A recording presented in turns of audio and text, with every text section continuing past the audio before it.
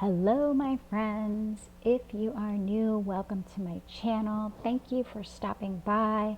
If you've been here before, thank you for coming back. I'm really excited because it's time for another tarot journal with me video. So let's grab our journals and open up to the next fresh sheet or next space that you've got available, and be sure to write today's date on your page because I find this is really helpful when I come back to review my journaling. It helps me remember what was going on in my life at the time that I did the journaling. Now, if you want, you can even make a note of some of the things going on in your life here, especially if you've got things going on that have big feels associated with it for decisions that are happening. So today's card is the Ten of Swords, and I'm using the Light Seers Tarot deck by Chris-Anne for this video because I love the imagery and especially the notes that she's written about the card. Now, if you've been here before, you know this deck really resonates with me, and of course, I hope you're going to find it inspiring for your journaling today. But if you have your own favorite tarot deck, feel free to pause the video and pull out your own version of the Ten of Swords, or go ahead and Google Ten of Swords tarot card and you will come up with many choices of beautiful cards to get. If you're ready, let's get started. So I'd like to show you the card and tell you what meanings Chris-Anne has assigned to the cards. She has a pretty modern take on the traditional meanings that really resonates with me. She offers two sets of meanings to the cards that correspond to whether the card is upright or reversed, and I am going to share both of them with you because I use both sets whenever I'm tarot journaling. It just helps me dig a little bit deeper. So for the upright version, which she calls the Light Seer version, she says, painful endings, crisis, being stabbed in the back, an opportunity to find deep healing, an opportunity to find hope and resilience. For the reversed or upside down version, which she calls the Shadow Seer meaning, she gives us resisting the inevitable, not wanting to let go of negative emotions, rock bottom, a narrative rooted in lack and helplessness, devastating loss, and recovery. So now we have a tiny bit of insight into the meaning of the card itself. Let's start with three general questions that I like to use to get my intuitive side up and running. Number one, what stands out to you about this card? Are there colors, images, symbols, or themes that are really piquing your interest? What feelings or emotions come up for you when you see this card? And finally, how does this card relate to your life right now? I'm going to put these questions next to the cards so that you can refer to them while you're journaling. And by the way, you don't have to journal for anyone else to read, so journal however you like. For me, I'm a full sentence stream of consciousness kind of gal, but some people like bullet points or drawing. Just do whatever works for you. I'm going to give us about 3 minutes to work on this part of our tarot journaling. So let's get started.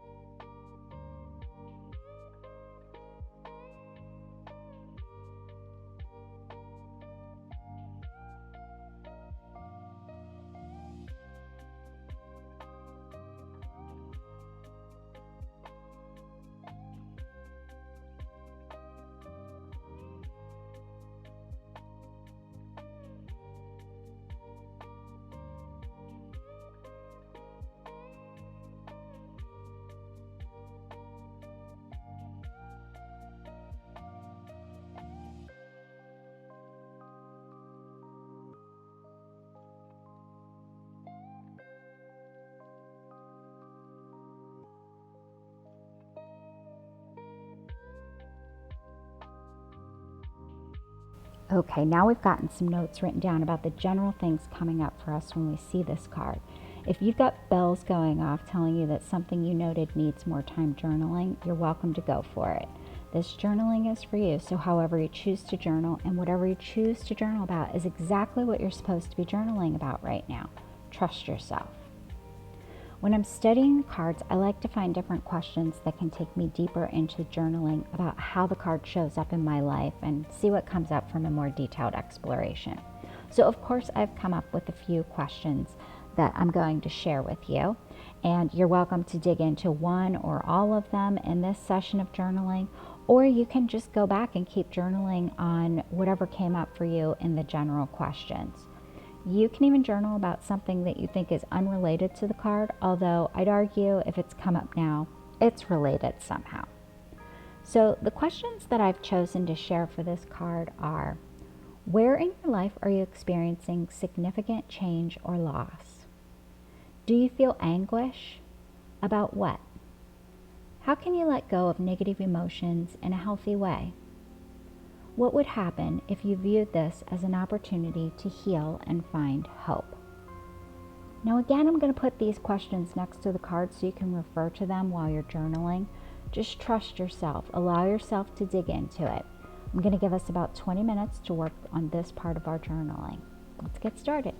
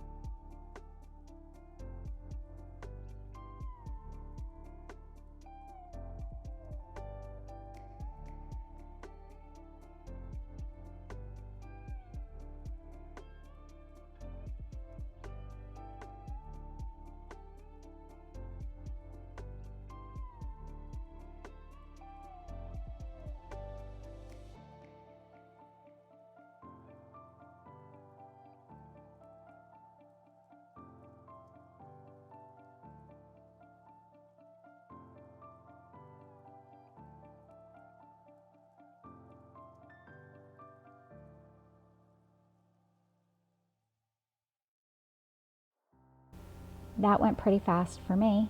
How about you? If you need more time, of course you can pause it, but if you'd like more time in future videos, please leave a comment, let me know. You can also just kind of stick a pin in it and come back to it to do more journaling later. When you think you're done journaling, I actually have one more set of questions for you to consider writing about. What did I learn about myself? What advice came up, if any? How do I feel about what I journaled? And are there any suggestions for what I should journal on next? Just taking a few quick notes about this can be really helpful for integrating any aha moments you had, and it'll give you a jumping off point for a whole new journaling session. So that's it for today's Tarot Journal with Me session. Thank you so much for joining me. I'll be back in 7 to 10 days with another session with a new card for you. I'm following the decans of the Zodiac, and I am hoping that you will join me. If you like this content, please like the video and subscribe to the channel so you're notified when the next one is uploaded. And of course, if you know somebody that might find this type of content helpful, please share it with them. Most of all, thank you for spending time tarot journaling with me. Take care, and I'll see you soon.